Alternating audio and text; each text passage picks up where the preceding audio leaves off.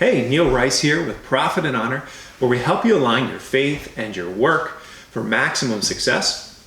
And today I want to talk with you about a dirty little word called sales. Now, let's just get right to the elephant in the room. A lot of people don't like salespeople, right? I mean, to the point that even the word sales itself has a negative connotation to it, doesn't it? Like, I don't want to be too salesy in my conversation, or, hey, I'm not trying to sell you here. But what if we took that perspective about sales and we turned it around on its head, and we could see, not by some sales magazine or sales training seminar, but by the Bible itself, that sales is actually a good and normal part of business and life.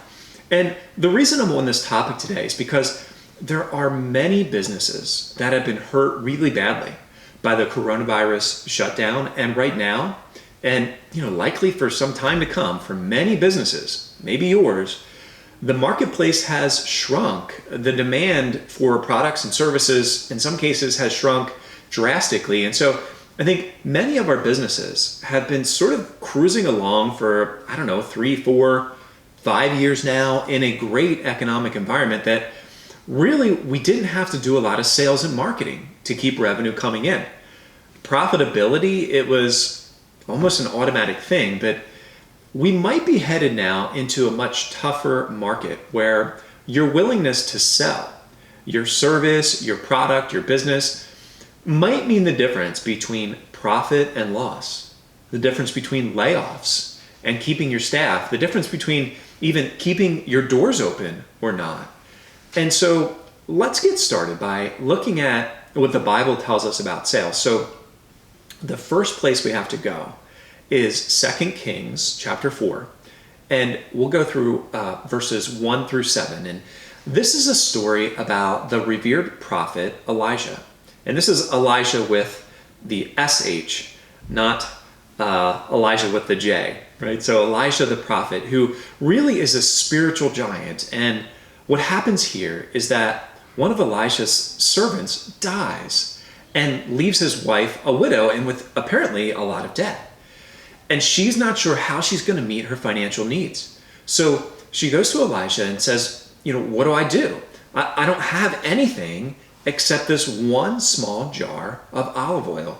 Can you imagine that? This little jar of olive oil, that's all I've got. Now, watch what Elijah tells her. He says this: go around and ask all of your neighbors for empty jars. Don't ask for just a few. Then go inside, shut the door behind you and your sons. Pour your oil into all the jars, and as each is filled, put it to one side. And so she does that, and miraculously, there's enough oil to fill up all of these jars. Then, this is what Elijah says to her: go, sell the oil, and pay your debts. You and your sons can live on what is left. Did you see what just happened? A prophet, a man of God, said for the widow to sell the oil and to use it to pay her debts and then to live on the excess. And so apparently Elisha is expecting her to make a pretty nice margin here. It's enough not just to pay all of her debts, but also for her and her sons to pay for their life. But notice, he didn't tell her to sit back and just see if maybe someone might come around and buy that oil, did he?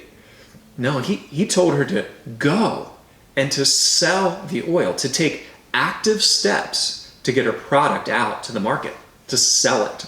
And so we have to look at this and lean into it and say, hey, selling, if done the right way, for the right reasons, selling's not a dirty word. It's a biblical word, a biblical concept.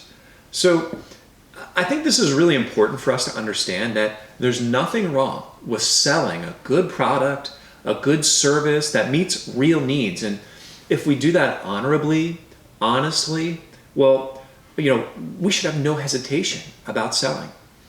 Don't let those negative stereotypes of selling stop you from moving forward to build your business, to gain market share, to be able to help even more people through your business. So I think we should take that perception of sales and let's just turn it around and connect with the idea that the act of selling things of value, selling products or services, skills or knowledge in a way that meets someone's actual need, that adds some kind of value to their life. And that's a biblical thing. So with the coronavirus and this shutdown hurting so many businesses, a lot of us may find ourselves in a position we've either maybe never been in before or haven't been in for a long time, a position where if we want our business to survive, we're going to have to go out there and sell. So as you do that, I want you to be confident and hopeful, knowing that what you're doing is following a biblical example of how to support your family, your business, your life. Well, that's it for today. I hope it's helped you in some way. Don't forget to like this video, subscribe to this channel, and also stop by profitandhonor.com to get our latest free download, The 5 Freedoms of Christian Business Leaders. Thank you for watching.